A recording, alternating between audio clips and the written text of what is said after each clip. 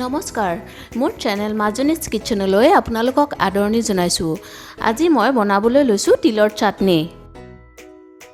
মোৰ ৰেচিপিটো যদি আপোনালোকৰ ভাল লাগে তেতিয়াহ'লে মোৰ চেনেলটো সাবস্ক্ৰাইব কৰিব আৰু জৰুৰ বেল আইকন প্ৰেছ কৰিব যাতে মোৰ নতুন নতুন ৰেচিপিৰ আপডেট আপোনালোকে পাই থাকে। তিলৰ চাটনি বনাবৰ কাৰণে মই 50 গ্ৰাম তিল লৈছোঁ। এইখিনি মই ৰাতি তিয়াই থৈছিলোঁ।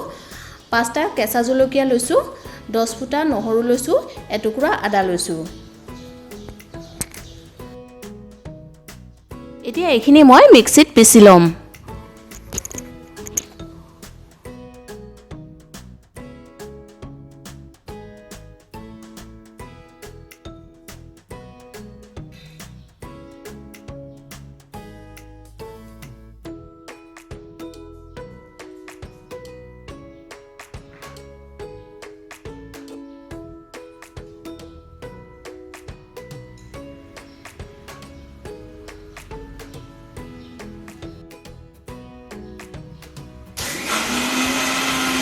চাটনিটো বনাবৰ সময়ত মই নিমখ দিয়া নাই, খাবৰ সময়ত আন্দাজমতে দি ল'লে হ'ল।